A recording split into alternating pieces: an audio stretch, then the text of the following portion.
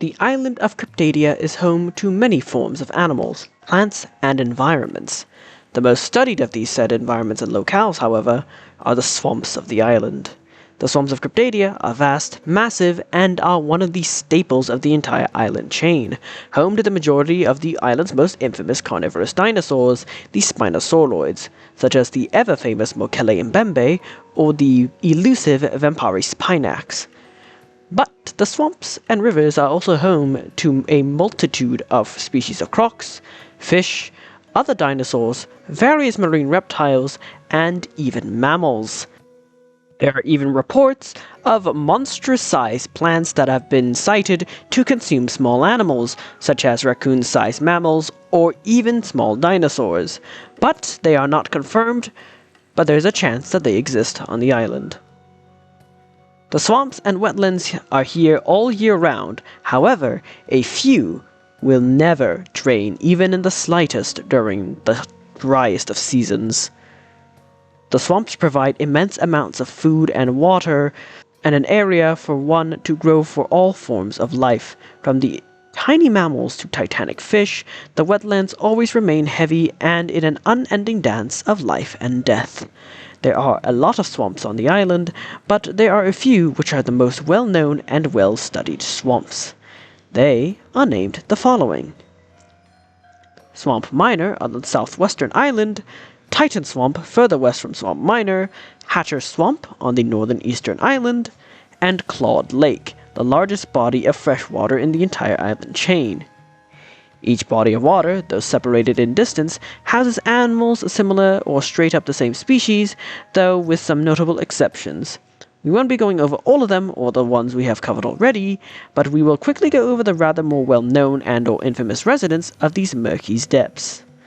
Let us begin.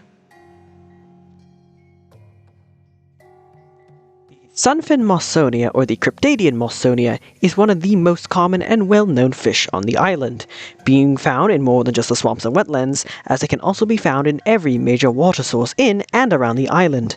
There are even reports of seemingly saltwater Mosonia around the seas, though this shouldn't be possible as Mosonia were exclusively fresh and brackish water fish, and there has, so far, other than hearsay, no conclusive evidence for such claims. The Sunfin Mosonia, being the most common and successful of the large fish on the island, comes with the cost of also being the most preyed on by the island's predators, with hundreds, if not thousands of them, falling to predation every day, and yet they repopulate more than the predators are able to hunt them.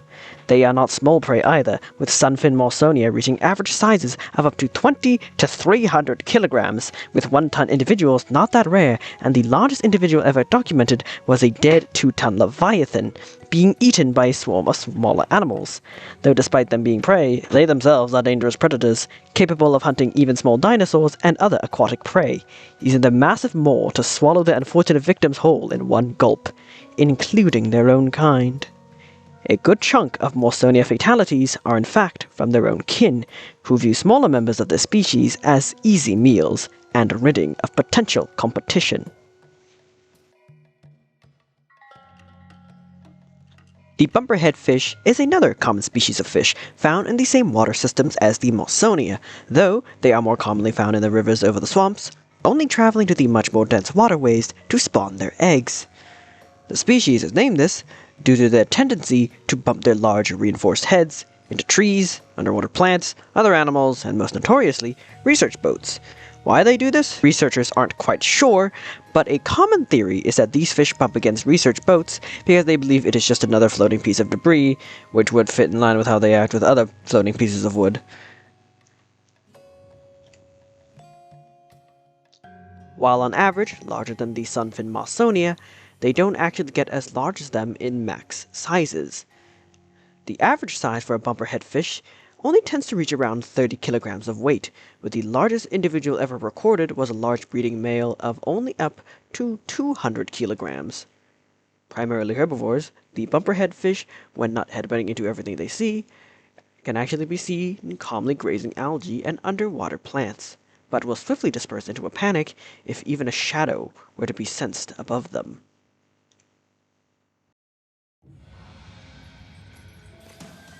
The Diucinoruntasuchus, or the common Cryptadian crocodile, is the most common predator you can find in the island's waterways, though despite being called a crocodile, they are in fact a Pholidosaurid, a group of meso-eucrocodilian crocodilomorphs related to animals such as the ever-famous Cretaceous giant Sarcosuchus.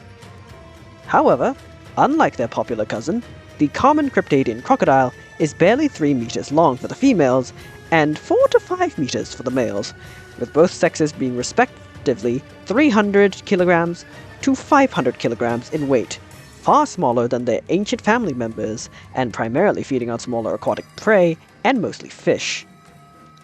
And much like all others mentioned so far, they themselves are prey to other larger animals, including their own kind. An interesting study was conducted after a few researchers noticed that these crocs tend to gather back at these two specific swamps more year-round for breeding season, Hatcher Swamp and Swamp Minor. While the other places on the map still do see a dense population of these crocs gather during the mating season, they all pale in comparison to the two highlighted areas, and ongoing research is still required for us to know why these two crocs chose these specific spots. The giant jade-spotted crocodile, or Gigantorusuchus, is one of the more rare, elusive, and powerful and dangerous crocs on the island. This giant goniopholid rose to the top of the food chain in Cryptadia, with being only challenged by the Mokele-mbembe and the terrible Therasonicus. These leviathans reach up to 10 meters in length and weigh up to 6 tons of weight at the largest of sizes, with a bite force equal or greater than that of theropods like Daspletosaurus or Cochrodontosaurus, of upwards of 3 tons of bite force. On average, however, these giant goniopholids only reach up to lengths of 6 meters for the females and 7 to 8 meters for the males, with the average weight being only around 3 tons for the females and 3.8 tons for the average male. However, do note this estimate is based solely off of data from only 5 expeditions on this animal so far, so this could in fact change over time. Not much else is known about these giants, but it is speculated that at least 3 times a day, a turf war between this giant and 2 other monarchs of the swamps occur, either for territory, food, protection, or killing each other's young. It is evident that each 3 species have massive hatred towards the other, as almost every single large adult can be found with wounds that came from one or the other.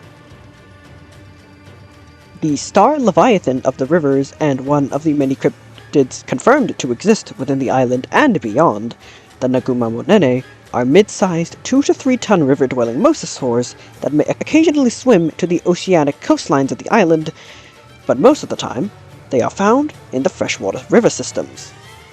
Once they were mistaken to be an aquatic species of Spinosauroid distantly related to the Mokele-mbembe, but were then in fact found to be a living genus of mosasaurs. They are well known for their generalist lifestyle, not really bothered with whatever is available for hunting, though some populations prefer certain animals of other species, but this is unlikely food preference, and more likely just getting what is available at the time rather than specialization. One of the most famous incidents regarding this animal was a very lucky footage capture of a female Naguma Mon, of a hunting of a large, unknown species of giant Cryptadian turtle.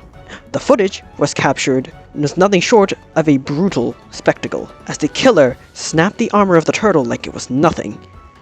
It probably was nothing to such a large creature, as with one fell bite, it dragged the poor turtle away to be consumed.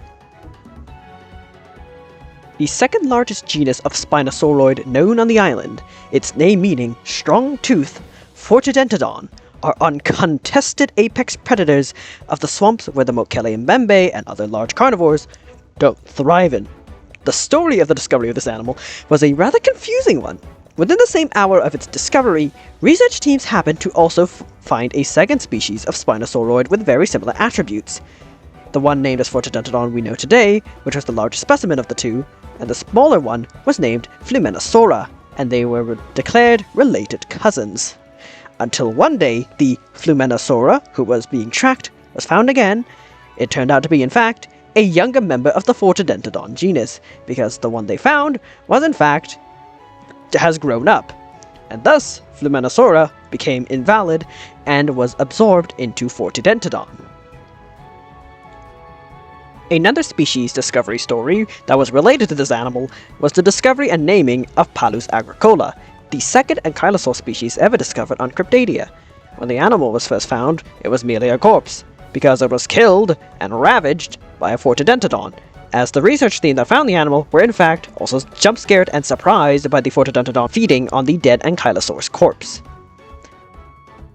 With what we know about this animal so far, it is analogous to the late Cretaceous Suchomimus, which was speculated to be a decent, confident hunter in land and water. But, unlike Suchomimus, this 4-ton predator is actively built more for terrestrial game rather than aquatic prey. While it still can hunt aquatic prey, it has been recorded to prefer terrestrial game.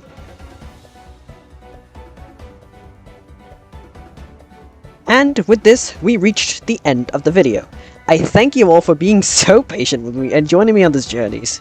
And I hope the next video, which will be the terror bird about the Makalala, it'll be about the Makalala, Jesus Christ I can't speak, hopefully will be out faster because this one's actually something I've been wanting to work on for a long time. This video was rather draining on me as I didn't have as much fun working on it as I thought I would, but here we are. I finally tanked through it. And the video's out. I hope you all enjoyed it. And I'll see y'all next time. Oh wait, hang on. Before we do that, actually, make sure to join my Patreon in the link in the description to support this channel and my project. You'll have some decent little rewards for you all. And as always, have a safe day. Goodbye, everyone.